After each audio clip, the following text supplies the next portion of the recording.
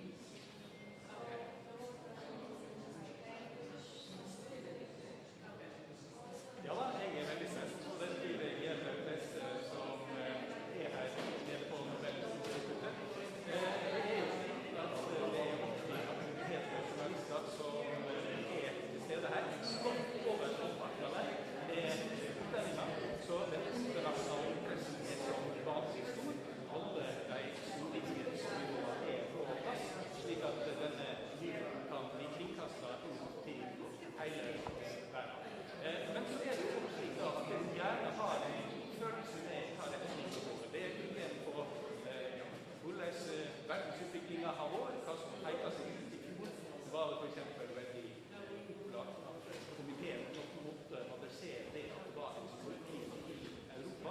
I år føles det langt utenfor, og derfor til hva som blir annonsert fra Nobel-instituttet om danske befolkning.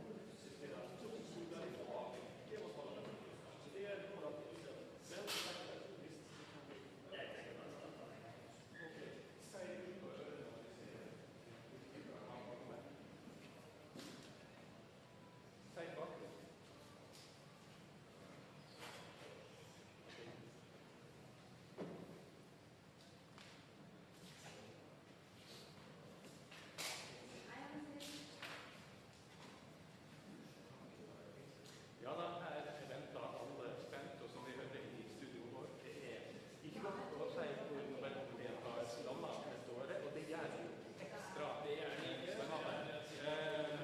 Alle verdens kvinner er nå rettet mot dette rommet på denne døren. Det jo et ritual, det vi med på her. Det ingen sier at det navnet som organisasjonen eller individer som nå blir framført fra talerstolen her. Det en pris som betyr blir kallet verdens mest prestisjefulle pris. Den hjelper til med å løfte fram de sakene som vinneren vil kjempe for, setter søkelys på det, og gir selvsagt prisvinnere med en plattform som helt lik den de ofte har hatt. Ganske særlig i tilfeller der gjerne en litt mindre kjent prisvinner, som da får mye større. Så hørte vi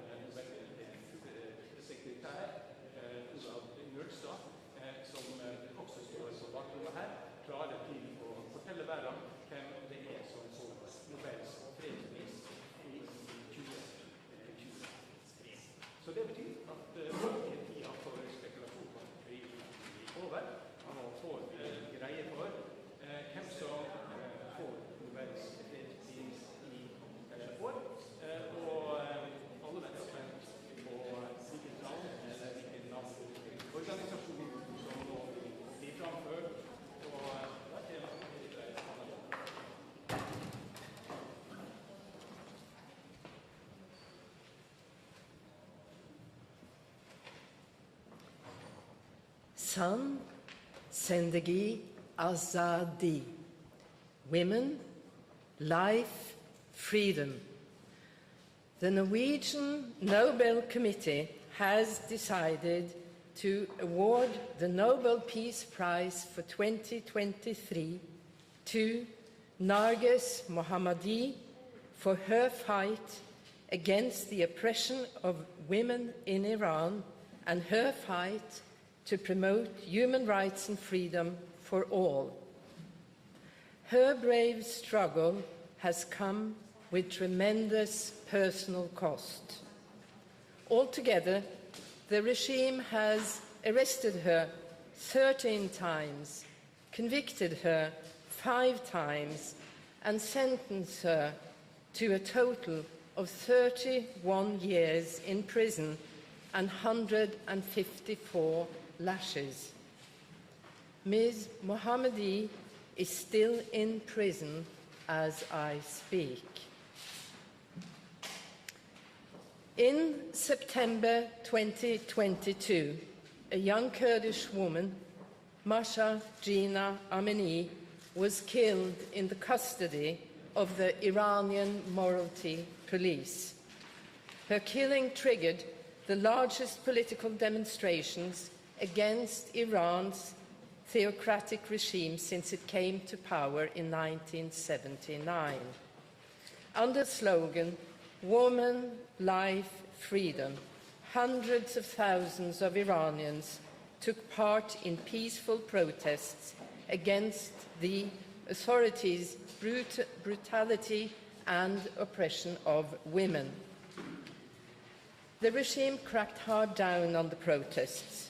More than 500 demonstrators were killed. Thousands were injured, including many who were blinded by rubber bullets fired by the police. At least 20,000 people were arrested and held in custody. The motto adopted by the demonstrators, "Woman, Life, Freedom," suitably expresses the dedication and work of Narges Mohammadi. Woman, she fights for women against systematic discrimination and oppression.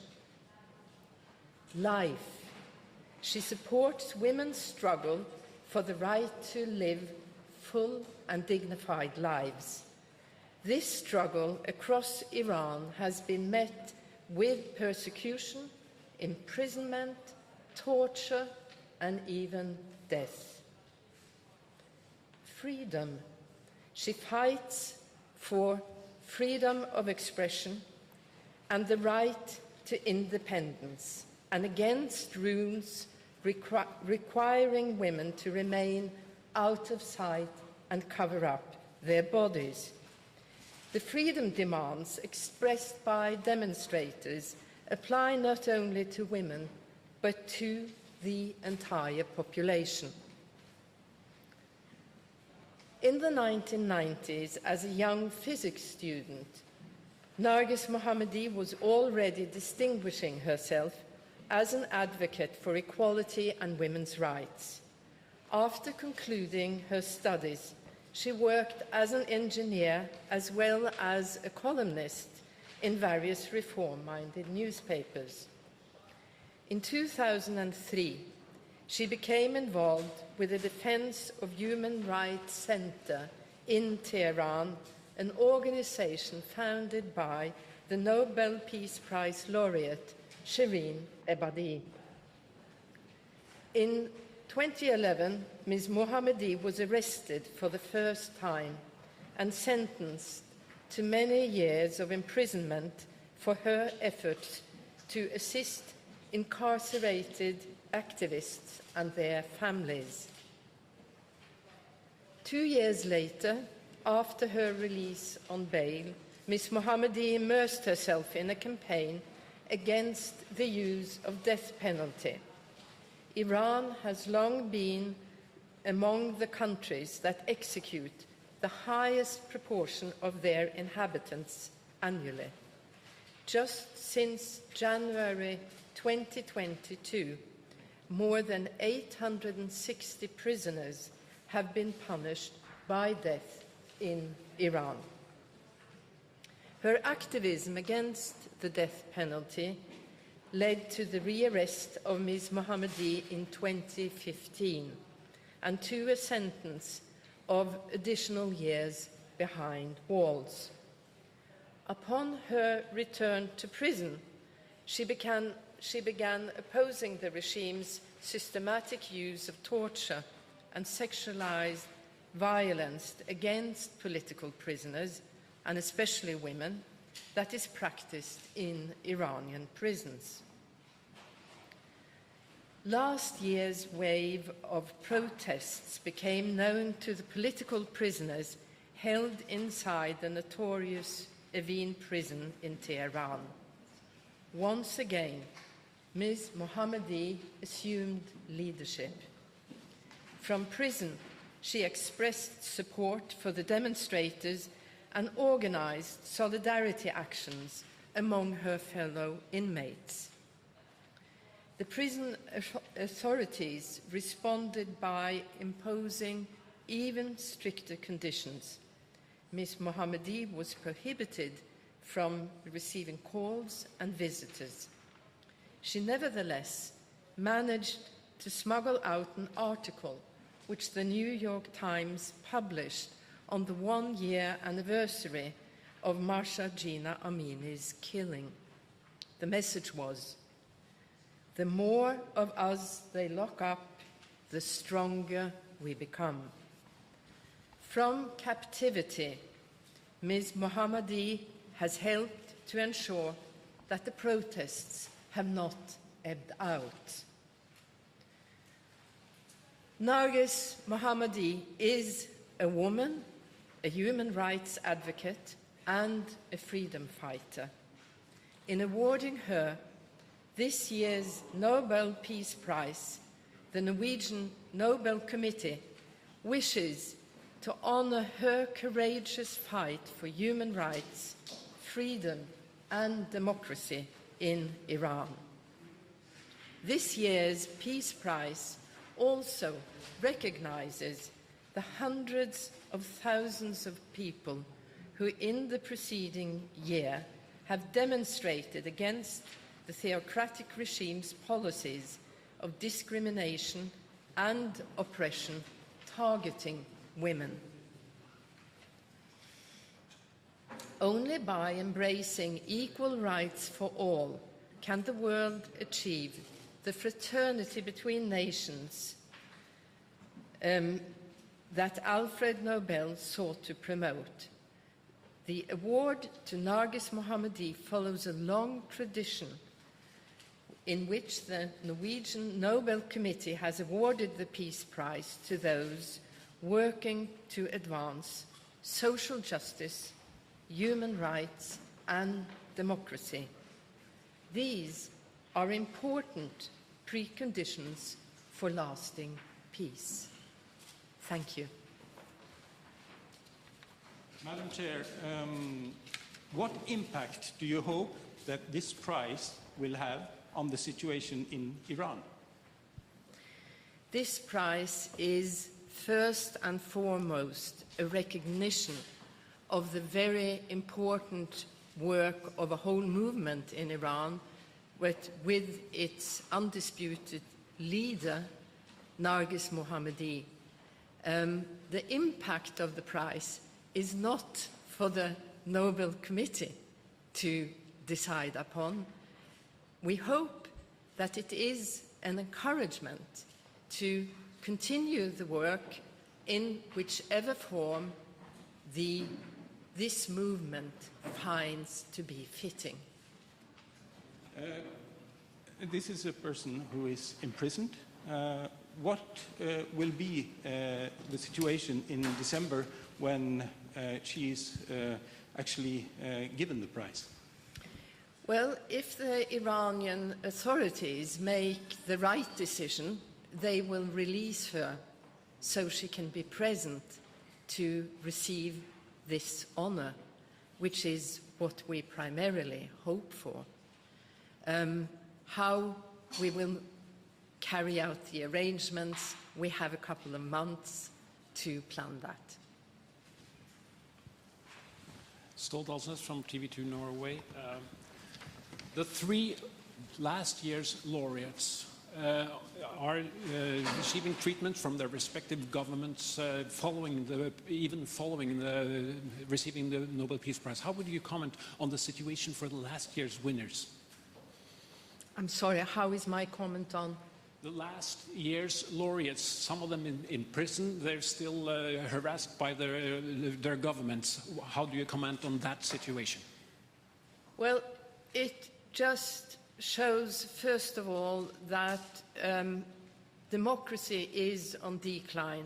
There are plenty of authoritarian regimes around the world that suppresses opposition. And all these prizes, they illustrate that being a freedom fighter, being in opposition, comes at a very high cost. And of course, Mohammadi and Bialyatsky, they have this in common, that they have been fighting for basic human rights, and it has cost them everything, their lives. They are in prison on long, uncertain prison terms. They are isolated from family, friends, the rest of the world, and the cost for them individually, I think we can hardly imagine. And what is the signal from the Nobel Committee to the Iranian government? Well, the signal is listen to your own people.